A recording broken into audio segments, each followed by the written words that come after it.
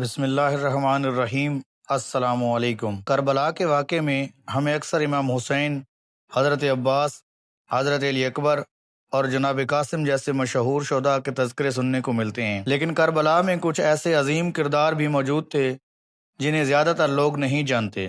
آج ہم انہی میں سے ایک شہید وفا، شہید عشق کے بارے میں بات کریں گے۔ یہ ہیں حضرت جون ابو ذر غفاری کے غلام۔ حضرت جون کا تعلق حبشہ، موجودہ ایتھوپیا، افریقہ سے تھا۔ وہ قبیلہ کندہ کے سردار کے پاس غلام تھے، پھر اسلام کے عظیم صحابی حضرت ابو ذر غفاری کے غلام بنے۔ حضرت ابو ذر غفاری نے جون کو آزاد کر دیا۔ آزادی کے بعد جون نے اپنی زندگی اہل بیت کی خدمت کے لیے وقف کر دی۔ وہ امام علی علیہ السلام کے گھرانے کے قریب ہو گئے، پھر امام حسن اور امام حسین کے ساتھ ہمیشہ وفادار رہے۔ یہاں ایک بات سمجھنی ہے، جون آزاد ہونے کے بعد بھی کبھی اہل بیت کا ساتھ نہیں چھوڑے۔ یہی وفاداری بعد میں کربلا میں ان کے ایمان کی سب سے بڑی دلیل بنی۔ جب امام حسین علیہ السلام نے مکہ سے کربلا کی طرف روانہ ہوئے تو جون بھی ان کے ساتھ تھے۔ کربلا پہنچنے کے بعد جون روز و شب امام اور اہل حرم کی خدمت میں رہتے۔ وہ خیموں کے ارد پانی بھر کر لاتے، ہتھیار تیار کرتے اور ہر وقت حاضر رہتے۔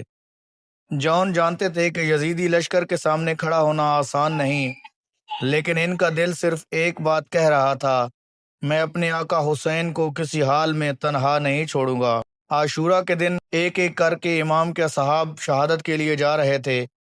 جون بار بار اجازت مانگتے، لیکن امام حسین علیہ السلام انہیں روک لیتے۔ امام فرماتے، جون تم ہمارے ساتھ خادم ہو، جہاد تم پر واجب نہیں، ہم نے تمہیں آزاد کر دیا ہے، تم چاہو تو جا سکتے ہو۔ لیکن جون کے الفاظ تاریخ میں سنہری حروف سے لکھے گئے۔ جون فرماتے ہیں، یا ابا عبداللہ، میں نے آپ کے ساتھ خوشی میں زندگی گزاری ہے، کیا اب مصیبت میں آپ کو چھوڑ دوں؟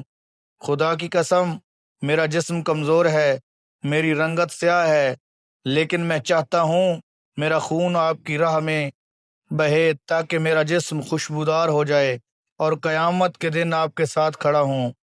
یہ سن کر امام حسین علیہ السلام کی آنکھوں میں آنسو آ گئے اور انہوں نے جون کو اجازت دے دی۔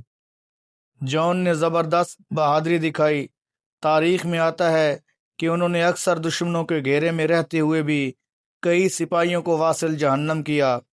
جون کے حملے دیکھ کر یزیدی لشکر حیران رہ گیا کہ ایک غلام اتنی دلیری سے لڑ رہا ہے۔ ان کی للکار کچھ اس طرح سی، میری رنگت سادہ ہے، سیاہ ہے، لیکن میرا دل نور سے اور ایمان سے روشن ہے۔ میں حسین کا غلام ہوں اور آج اپنا خون اپنے آقا پر قربان کروں گا۔ کچھ دیر کی لڑائی کے بعد یزیدی لشکر نے جون کو چاروں طرف سے گھیر لیا۔ تیروں اور تلواروں کے وار ان کے جسم پر برستے رہے، وہ زخموں سے نڈھال ہو کر زمین پر گر گئے۔ جون کے آخری لمحوں میں یہ الفاظ دہرا رہے تھے، یا حسین لبیک یا حسین۔ امام حسین علیہ السلام جون کے پاس آئے، اپنے غلام کو زمین پر تڑپتا دیکھا تو انہیں گود میں اٹھا لیا۔ امام نے اپنے لب مبارک جون کے چہرے پر رکھے اور ان کے لیے دعا کی، خدایا جون کا چہرہ نورانی کر دے، ان کے جسم کو خوشبودار بنا دے، انہیں نیک بندوں کے ساتھ محشور کر اور جنت میں بلند مقام عطا فرما۔ یہ دعا سن کر جون کی روح پرواز کر گئی۔ امام حسین علیہ السلام کی دعا کا اثر۔ کتب مقاتل میں آتا ہے کہ کربلا کے بعد جب لوگ جون کی قبر کے قریب سے گزرتے تھے، وہاں سے خوشبو آتی تھی۔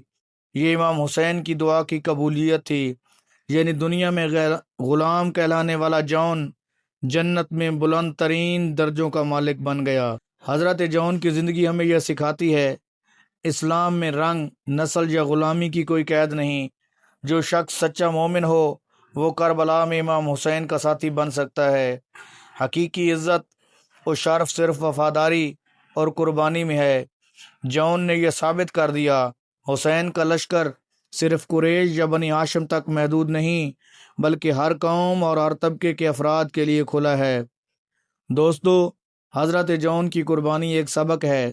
کربلا کا پیغام صرف عربوں کے لیے نہیں بلکہ پوری انسانیت کے لیے ہے۔ ایک غلام نے دنیا کو دکھا دیا حسین کی راہ میں قربانی دینا سب سے بڑی آزادی ہے۔ اگر یہ واقعہ آپ کے دل کو چھو گیا ہے تو اسے ضرور شیئر کریں اور ہمارے چینل معصوم انفو کو ضرور سبسکرائب کریں اور ہماری ویڈیو کو ضرور شیئر کریں تاکہ آپ کا اور ہمارا یہ رشتہ قائم و دائم رہ سکے۔ اللہ ہم سب کا حامی و ناصر ہو۔ خدا حافظ۔